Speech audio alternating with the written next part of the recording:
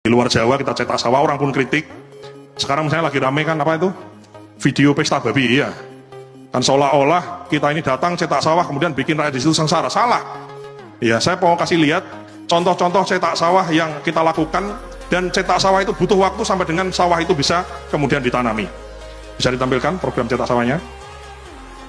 Ini adalah contoh cetak sawah yang cetak sawah yang lampau yang sudah terjadi dan kemudian hasilnya itu. Ini cetak sawah lahan rawa ya di Kalimantan Tengah 51.000 hektar.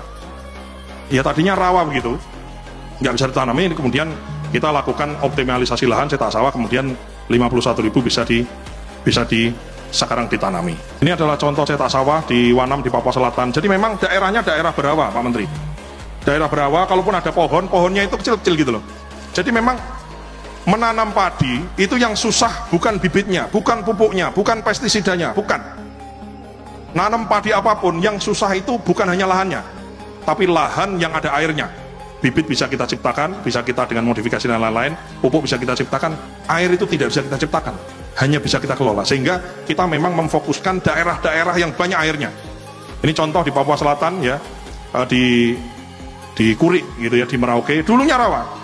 Ini kemudian kita cetak sawah setelah 5-10 tahun berikutnya Pak Menteri, itu kemudian di 3 November 2024 yang dulu dicetak sawah, tadinya orang tidak bersawah di situ, jadi bersawah, panen sekali, tanam sekali, sekarang sudah panen 3 kali karena menanamnya 3 kali.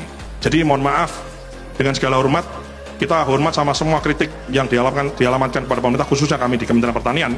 Namun berdasarkan catatan sejarah kami, daerah yang kita kemudian cetak sawah, kita berikan insentif, kita latih orangnya bertani di situ, kita kasih alat mesin pertanian, kita kasih bibit terbaik, kita kelola airnya, dan di mana-mana itu kemudian hasilnya itu kemudian mensejahterakan rakyat setempat.